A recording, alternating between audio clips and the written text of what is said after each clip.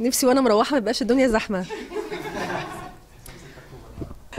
مش عارفة يعني في اللحظة حاليا دلوقتي نفسي ثورتنا تكمل على خير. نفسي في ايه ده، على يعني على حاجه شخصيه ولا نفسي ايه في المطلق يعني؟ يعني على حاجه شخصيه اني اتجوز، بس يا معلش يعني انا اسف، لا يعني يا ريت بقى، زهقت يعني، انا عندي حاله خلاص يعني، خلاص عارفه كفايه كده. انا بالنسبه لي نفسي العالم كله يسمع ميجا اف ام وتبقى نمره واحد في العالم، مش بس في الميدل ايست. ما انت هتتسمع برضه يعني، اكيد ميجا اف ام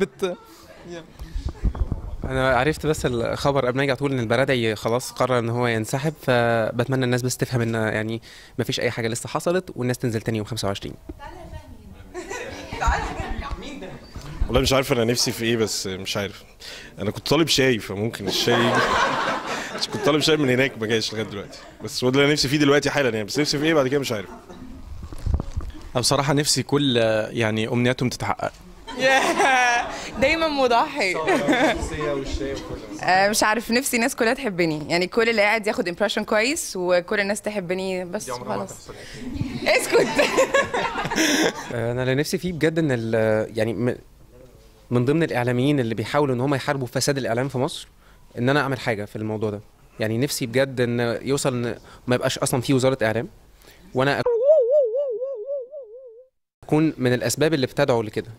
والله انا شايف ان الموضوع بسيط يعني، انا بالنسبه لي بحس ان الموضوع انترتيننج، يعني بحس ان الراديو ده انا طالع علشان اقدم معلومه افيد الناس، لكن في نفس الوقت انا طالع ارسم بسمه، سواء بالليل او الصبح او في اي وقت. انا محتاج ان انا اخلي الناس وهي ماشيه خلاص، اصل خلي بالك انت خارجه من الشغل مش عارف رايحه مشوار، انت قرفانه من السكه ومن الزحمه ففي لود. فانا كل اللي انا ممكن اعمله لو رسمت بسمه والناس بس عملت كده، بس هو ده التارجت بتاعي، انا مش عايز اعمل حاجه تانية غير كده. في دعاء حلو قوي، يا رب استخدمنا ولا تستبدلنا. فده اللي انا بحاول يكون من خلالي، نضحك ونهزر ونقول كلام بس مبني على بيز مفيد. يعني هتسمعي ساعتين مثلا، يبقى الموضوع شكله خفيف بس فيه اضافه. غير كده انا حاولت استخدم برنامجي، ويمكن وسام عارفه، ان احنا نحاول نفيد المجتمع بشكل او باخر، يعني اعمال خيريه، توعيه بشكل او باخر. انا هدفي في الحياه ان انا اكون مفيد. خطتي يعني هو اني اتسرسب لمخ كل واحد، يعني سواء بقى حب صوتي، حب ان انا مثلا بخليه متفائل الصبح، او بقول له اخبار لطيفه، او ايا كانت اي مقومات عندي عايزه ان انا استغلها عشان ادخل. يعني لو فهمي بيقول عايز يحارب الفساد، انا عايزه احارب الصدى اللي في دماغ الناس. طبعا انا اتمنى يعني، خليني استعير كلمه وائل عشان انا بحب الكلمه دي، الالهام. نفسي طبعا المحطه تكون ملهمه للناس، وبرضه استعير كلمه تانية ان احنا مش بنفرض وجهه نظر معينه على الناس. هو التغيير مش ان انت لازم توجههم، يعني الاعلام الموجه ده شيء بشع يعني، لكن انت تلهمهم وتخليهم يفكروا ويختاروا، ده هايل. امتى بحب اسكت؟ لما بلاقي ان الاحداث مغفلقه جدا، الحقيقه واضحه، والاقي ناس في برامج بتتكلم بتقول كلام غير منطقي بالمره، والاقي ناس طالعه بتلوم مثلا زي البنت اللي الجيش اعتدى عليها في الشارع دي يعني، وهدومها اتقطعت، والاقي ناس طالعه بتتكلم بتلومها وهي ايه اللي وداها. لما بسمع الحاجات الغريبه دي اللي هو بيبقى ما فيش مجال اصلا للنقاش، يعني اللي هو مثلا حد يعني مثلا لما حد يقول لك ايه، انا شايف ان البيره ما بتسكرش، فانا يعني شايف ان هي ما بتسكرش، فليه حرام يعني، مش عارف. بيتناقش معايا مثلا كده، ممكن ده اتكلم معاه، لكن هيقول لي على فكره مش مقتنع خالص ان الخمر حرام، انت بتقول ايه؟ فده ما ينفعش اتكلم معاه. فلما الاقي الاحداث بتعبر عن نفسها بطريقه واضحه جدا وخلاص، يعني كل حاجه واضحه، والناس بقى الاقي ناس طالعه تقول لي لا اصل هي ايه اللي وداها، اصل مش عارف ايه، اللي هي الاحداث لما تبقى واضحه وحقيقتها واضحه، والاقي ناس بتقول كلام غريب وبتناقش وفي جدل عقيم، في الحاله دي ببقى عايز اسكت بقى واسمع، لاني خلاص ما فيش مجال للنقاش اصلا.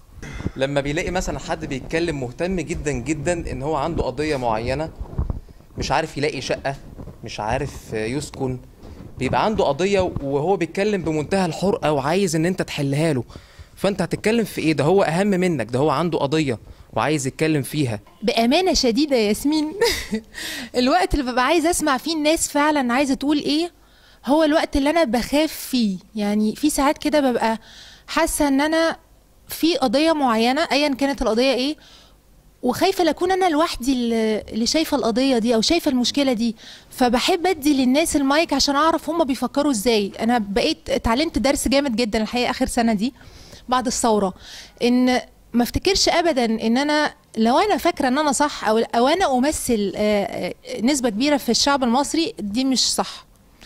الإذاعة خلتني أشوف قد إيه إن الناس كتيرة وآرائها كتيرة، وأنا في حتة معينة يعني بحكم مثلا تربيتي أو المكان اللي أنا عايشة فيه وبشتغل فيه، المستوى الاجتماعي، الثقافي، أي حاجة. في قاعدة مهمة بس قبل ما ساري، أبيض وأزرق. فلو المتصل بتاعك ماشي في الأبيض أنت تمشي له في الأزرق، ولو المتصل بتاعك ماشي في الازرق فانت مضطر ان انت تمشي له في الابيض عشان ما حدش يحس انت. دي قاعده مهمه طبعا من يعني اعلاميين.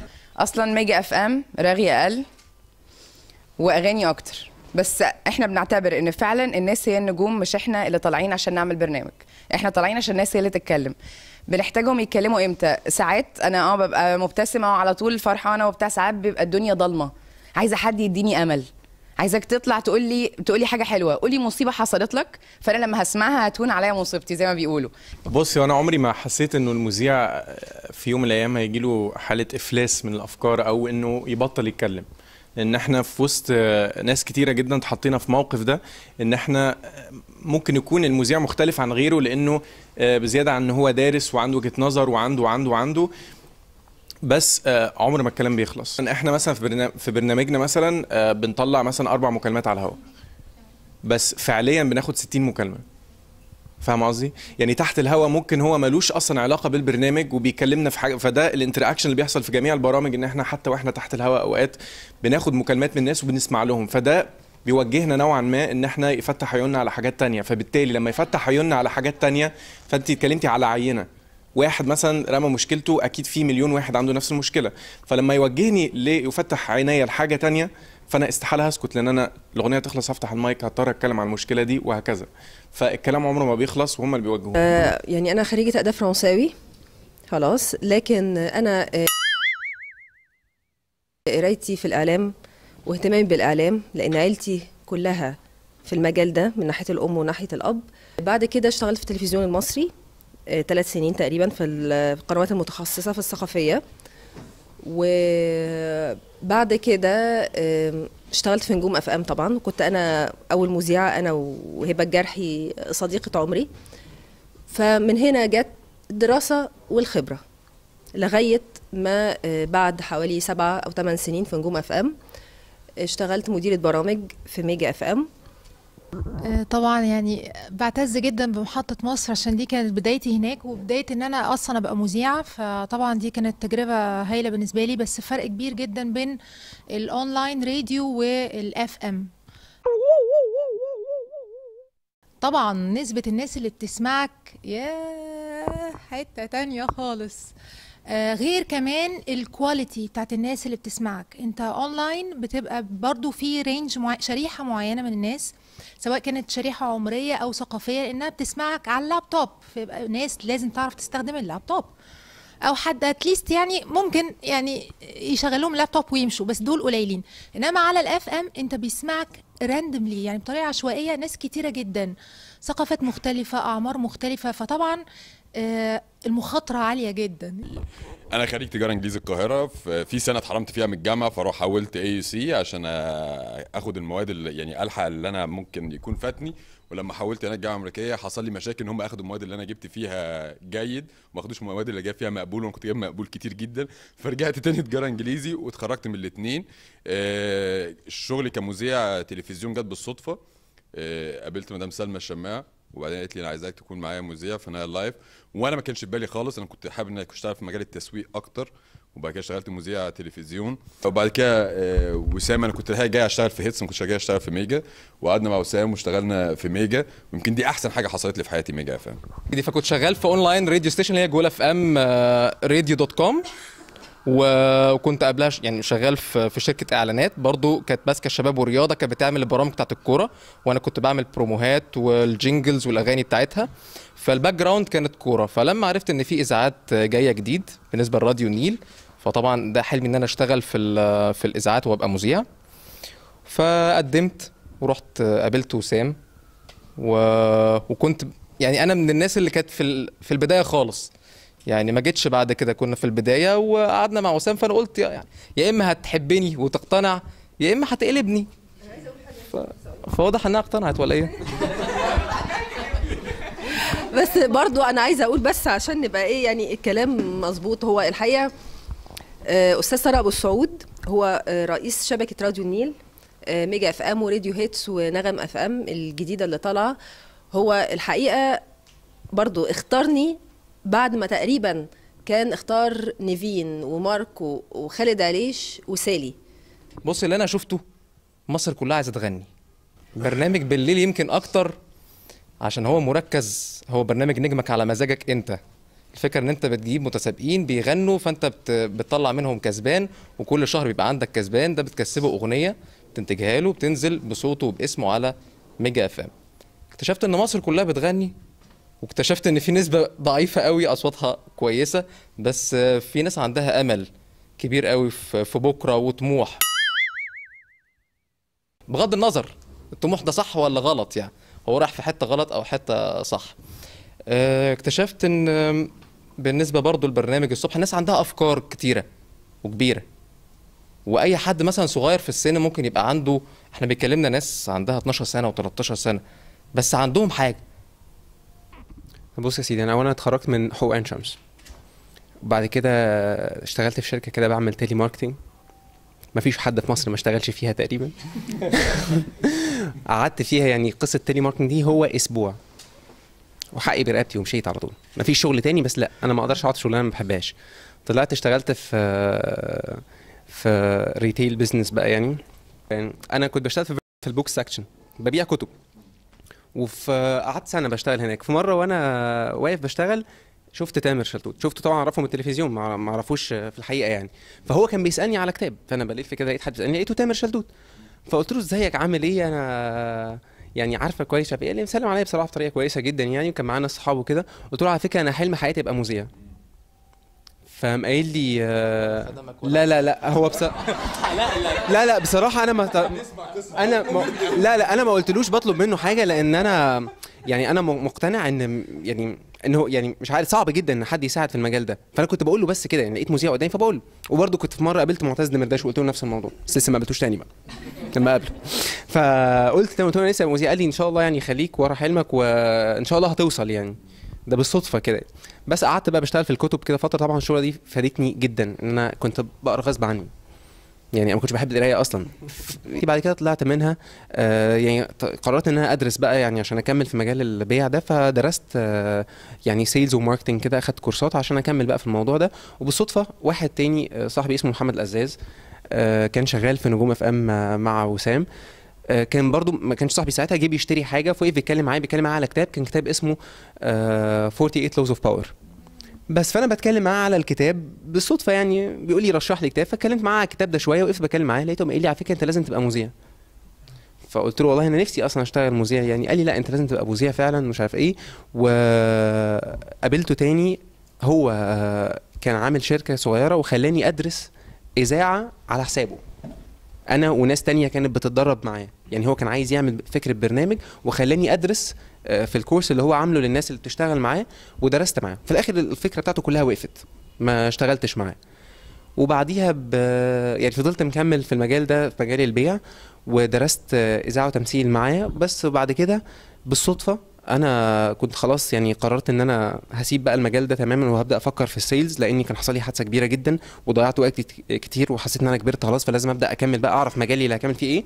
وبعد ما طنشت بقى الفكره خالص يعني، قلت خلاص مش ماشيه معايا، جالي تليفون من محمد الأزاز ده برضو، وقال لي في حاجه اسمها راديو النيل بيبدا في مصر، وايه رايك لو تروح تقدم تبقى مذيع في الراديو. انا عمري ما كان في بالي ابقى مذيع في الراديو، كان نفسي ابقى في التلفزيون.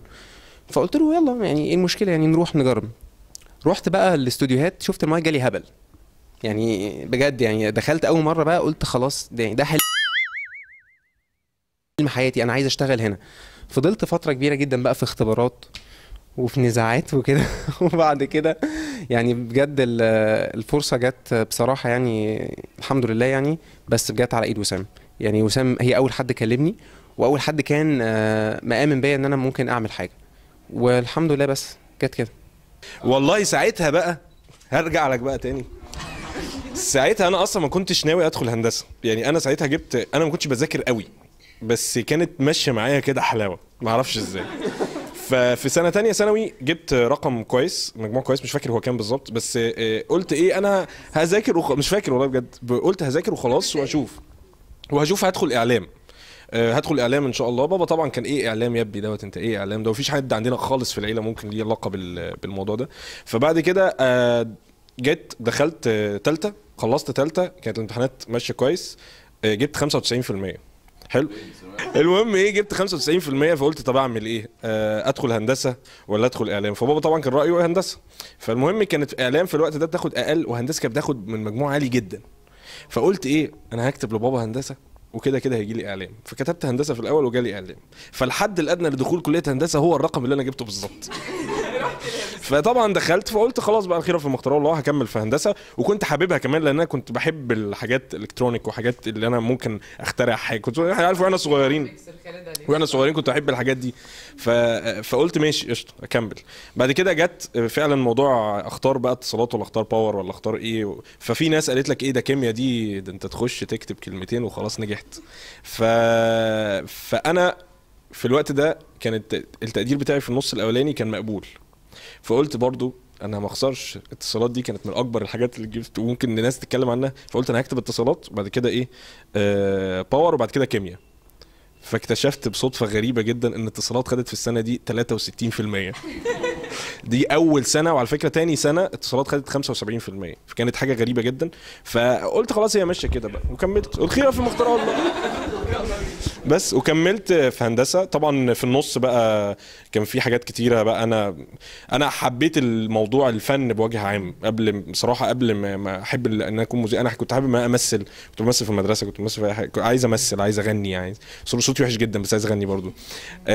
لغايه لما فتحت نجوم اف ام، بدات اسمع نجوم اف ام واشوف الناس دي بتتكلم، ده طب انا ممكن ابقى اتكلم زيهم. فجربت وحاولت وفشلت. وبعد كده جت فرصة تانية، سبت الموضوع بقى خالص. اشتغلت في راديو الانترنت اللي هو راديو حريتنا، اشتغلت فيه فترة كبيرة. راديو حريتنا بالنسبة لي كان تجربة بقى اللي هو انا بتدرب فعلا. يعني راديو الانترنت هو تجربة هايلة جدا لاي حد عايز يتدرب. يعني اي حد عايز يبقى مذيع هو عليه وعلى راديو الانترنت على طول، لان هو لو هو مش عنده خبرة يعني كافية يقعد فيه 2-3 ومش مهم المقابل المادي، المهم ان هو بيتدرب وعمال بيتكلم وعمال بيشوف وعمال بياخد وجهة نظر الناس. ان شاء الله حتى لو 20 واحد اللي بيسمعوك، فال 20 واحد دول بيدوك فيدباك كويس. بس وبعد كده بدأت بقى مثلت. وبعد ما مثلت جت فرصة زي ما وسام قالت راديو النيل. حاولت اوصل لطارق ابو السعود، ما كنتش اعرفه شخصيا، كان هو عارفني كده وانا عارفه كده، يعني ما كناش نعرف بعض شخصيا. حاولت اوصل له وقعدت اتكلمت معاه. اول ما اتكلمت معاه قال لي انت هتعمل برنامج الصبح، وعمل كده بس كده بس. وفعلا الحمد لله انا اصلا كان نفسي اخش اعلام ومجموعي جاب اعلام، وحتى لو ما كانش جاب اعلام كنت اخش حاجه خاصه. بس دخلت كنديان وكان الميجر بتاعي انترناشونال بزنس، حاجه تانية تماما. خلصت واشتغلت بشهادتي وكنت ماركتنج سينيور وكنت هبقى ماركتنج مانجر. فجاه بعد 2.5 سنين، لا مش انا انا مش عارفني لقيت نجوم اف ام عاملين مسابقه. قدمت وما كنتش متوقعه ان هم هيقبلوني، ورحت وفعلا طلعت من 10 الاواخر اللي طلعوا هوا. 10 الاوائل كات بس اكتشفت ان هي واسطه وما تمنتجوش عايزي جدا. ما همنيش. حسيت ان انا ممكن يبقى ناقصني حاجه، رحت عملت دبلومه في الاي يو سي واكتشفت ان عادي، لا ما انت لو عندك الموهبه مش محتاج انك تبقى حاجه دراسه. قعدت اكلم طارق ابو السعود، كلمته 5 مرات، يا بنتي مش عايز مذيعين، يا عم شوفني، يا بنتي مش عايز مذيعين. في الاخر تعالي. قعدت معاه يوميها، قال لي سالي انت هتمضي معانا بكره. قلت له لا والله، حطيت بقى رجل على رجل بعدها بقى قلت هستنك بقى، والله لا اوريكم، والله مسافره عمره بكره والطياره الساعه 4 مش هلحق انا ما بهزرش، تيجي تمضي بكره. وفعلا مضيت وانا بمضي لقيت وسام. فايه طبعا وسام انا سامعه عنها بقى ونجوم افلام وبتاع مذيعه، قلت اكيد هتطلع الصبح فلازم اترسم بقى واعمل تقيله، انا ما عنديش اكسبيرينس صفر داخله صفر بس واخده دبلومه. فطبعا قاعده رجل على رجل وعاقله جدا وبتاع. شفتها بقى بعد كده ما صدقتش ان دي كنت انا، خلاص بقى ظهرت على طبيعتي، مش نافع عليكي اللي انت بتعمليه ده. وقعدت معايا قال لي هتعملي برنامج من 6 ل 8 وعملت من 6 ل 8 عشان كان نفس الوقت اللي انا كنت رايحه فيه لنجوم وبس، وعملت اللي انا عايزاه. انا دراستي انا كليه اعلام جامعه القاهره، وانا من ثالثه اعدادي كنت عايز اطلع صحفي، لان انا وانا صغير كانوا مسميني في البيت سوسه بس. وكان بقى نفسي في ريكوردر بقى اقعد اسجل بقى مع كنت اسجل مع البواب مثلا انترفيو، اسجل مع مش عارف سكيورتي وانزل اسجل مع، كان فراغ يعني. بس بعد كده دخلت كليه اعلام وانا في سنه ثالثه دخلت مسابقه هوايات. انا طول عمري برضو نفسي ابقى مطرب، فدخلت حاجه اسمها سوبر ستار في بيروت. بعد كده بقى دخلت المسابقه وطلعت من المسابقه، قعدت ده كان سنه ثالثه فسبت الكليه، مش سبتها يعني بس فضلت اسقط و لا يعني ما رجعتش، يعني رحت بيروت وما رجعتش تاني يعني. بس طلبت تأجيل في الجامعة بس ما رضوش يأجلوا لي، فقلت لهم طب خلاص هسقط يعني، لأنه حسيت إن أنا ابتديت كارير خلاص فالجامعة ممكن تستنى. وقعدت في بيروت عملت برنامج اسمه سمرة في قناة المستقبل، وبعد كده كان معايا عقد غنى مع شركة كده، خلصت البرنامج فسخته ورجعت القاهرة، خلصت آخر سنة جامعة. وبعد كده بقى اشتغلت كمطرب بقى، كنت بعمل حفلات ونزلت أغاني. وبعد كده رجعت تاني بيروت، قدمت برنامج اسمه سوبر ستار برضو في الموسم الخامس. وبعد كده رجعت القاهرة، اشتغلت بروجكت مانجر في طارق نور BTL Below the Line Advertising. وكنت يعني ما بين ده فاهم، اشتغلت حاجات كتيرة جدا. وبعد كده قررت ان انا اشتغل كوبي رايتر في ادفرتايزنج ايجنسي، وبعمل دابينج، بعمل دوبلاج وبس. وبعد كده بقى اخويا كان دونالد داك الشرق الاوسط. قول حاجه دونالد. لا ايوه قول حاجه كلمتنا وفي ستاف يعني. ايوه ايه ده هينسك. Good stuff. Well, I make بس كان اخويا قاعد مره كنا بنتغدى فقال لي عايز ايه رايك انا هروح بكره في قناه جديده بتفتح، في ايه رايك نروح ومش عارف ايه. قلت له ماشي. فرحنا انا وهو وقابلنا وسام، وسام عملت لنا الفويس تيست انا وهو بس. وبعد كده بقى انا كملت حياتي. بعديها بشهرين اتصلت بيا، شهرين صح؟ شهرين اتصلت بيا وقالت لي تعالى عشان تعمل ديمو لبرنامج. فرحت عملت ديمو للبرنامج، بعد كده جابتني تاني. فهو شكله كده اضطرب الصوت، ما كانش مقتنع بيا. فوسام كانت مقتنعه بيا وهي اقنعته ان انا اكون مذيع يعني.